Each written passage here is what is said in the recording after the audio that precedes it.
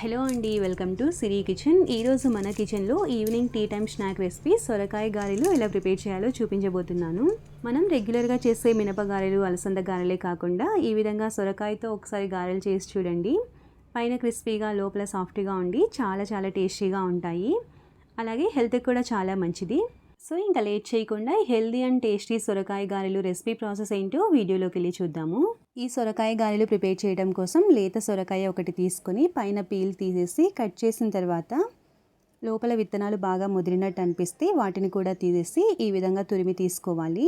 ఇలా తురిమిన సొరకాయ తురుమును మిక్సింగ్ బౌల్లోకి తీసుకోవాలి. ఇక్కడ నేను 1 కప్పు వరకు తురిమి తీసుకున్నాను. తర్వాత ఇందులోకి రుచికి సరిపడా సాల్ట్ వేసుకోవాలి. అలాగే 1 టీ స్పూన్ జీలకర్ర, 2 టీ స్పూన్ల తెల్ల నువ్వులు, 3 టీ స్పూన్ల పచ్చిశనగపప్పును 1 గంట సేపు ముందే నానబెట్టి తీసుకోవాలి. తర్వాత ఇందులోకి ఒక మీడియం సైజు ఉల్లిపాయని చిన్నగా ముక్కలుగా కట్ చేసుకొని వేసుకోండి. నెక్స్ట్ వచ్చేసి 1 ఇంచు అల్లం ముక్క, 3 పచ్చిమిర్చి, కొద్దిగా కరివేపాకు, కొద్దిగా కొత్తిమీర, వీటన్నింటినీ ఫైన్గా చాప్ చేసుకొని వేసుకోవాలి. తర్వాత ఇందులోకి 1 కప్పు వరకు వరిపిండి వేసుకోవాలి.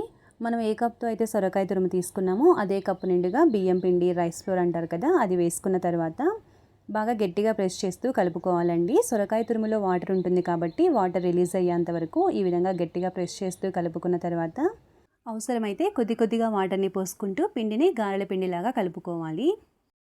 ఎక్కువ వాటర్ పట్టవండి కాబట్టి చూసుకుంటూ కొంచెం వాటర్ని పోసుకుంటూ కొంచెం గట్టిగా ఇక్కడ చూపిస్తున్న విధంగా కన్సిస్టెన్సీ ఇలా ఉండేటట్టు కలుపుకోవాలి. ఇప్పుడు మనకి కావాల్సిన సైజులో పిండి ముద్దను తీసుకొని ఇలా బాల్ లాగా చేసిన తర్వాత ఏదైనా ఒక బటర్ పేపర్ కానీ లేదా పాలిథిన్ కవర్ కానీ లేదా మిల్క్ ప్యాకెట్ కవర్ కానీ తీసుకొని కొద్దిగా ఆయిల్ని అప్లై చేసి పిండి ముద్దని ఇలా గారెల్లాగా ప్రెస్ చేసుకోవాలి. వీటిని సొరకాయ అప్పాలని కూడా అంటారండి. ఇలా మధ్యలో హోల్ పెట్టడం వలన మధ్యలో కూడా చక్కగా ఫ్రై అయ్యి పైన క్రిస్పీగా లోపల సాఫ్ట్గా ఉండి చాలా బాగుంటాయి. ఇప్పుడు వీటిని ఫ్రై చేయడానికి ప్యాన్లోకి డీప్ ఫ్రైకి సరిపడా ఆయిల్ వేసి ఆయిల్ బాగా హీట్ అయిన తర్వాత ఫ్లేమ్ని మీడియం ఫ్లేమ్కి అడ్జస్ట్ చేసిన తర్వాత ఈ గారెల్ని వేసుకొని ఫ్రై చేసుకోవాలి. వీటిని మరీ మందంగా కాకుండా అలాగని మరీ పలుచగా కాకుండా ఇక్కడ చూపిస్తున్న విధంగా మీడియం థిక్నెస్లో ఉండేటట్టు చేసుకోవాలి. మొదటగా వేసింది ఫ్రై అయిన తర్వాతనే నెక్స్ట్ది వేసుకోవాలి, లేకపోతే ఒకదానికొక్కటి అతుకుపోయే ఛాన్సెస్ ఉంటాయి. ఇక్కడ చూడండి, మనం ఫస్ట్ వేసింది లైట్గా ఫ్రై అయిపోయింది కదా. ఇదే విధంగా మిగతా పిండి మొత్తాన్ని గారెల్లాగా చేసుకొని వేసుకోవాలి. మనకి ఆయిల్లో ఎన్నైతే సరిపోతాయో అన్ని వేసేసుకుంటే సరిపోతుంది. ఫ్లేమ్ని మీడియం ఫ్లేమ్లో పెట్టి వీటిని ఫ్రై చేసుకోవాలండి. హై ఫ్లేమ్లో పెట్టేస్తే పైన వేగుతాయి కానీ లోపల పచ్చిగా ఉంటాయి.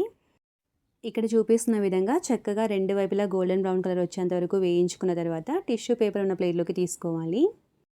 రెండవ వాయి వేసే ముందు ఆయిల్ని బాగా హీట్ చేసిన తర్వాత ఫ్లేమ్ని మీడియం ఫ్లేమ్కి అడ్జస్ట్ చేసుకొని వేసుకోవాలి.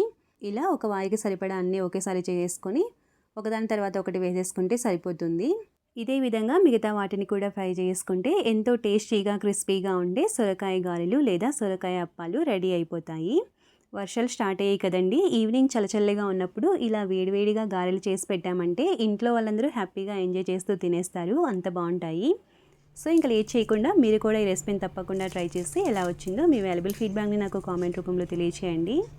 రెసిపీ నచ్చినట్లయితే లైక్ చేసి ఫ్రెండ్స్ అండ్ రిలేటివ్స్కి షేర్ చేయండి. ఇలాంటి మరిన్ని ఈజీ అండ్ టేస్టీ రెసిపీస్ కోసం మన ఛానల్ని సబ్స్క్రైబ్ చేసుకొని పక్కనే ఉన్న బెల్ ఐకాన్ని క్లిక్ చేయండి. Thanks for watching.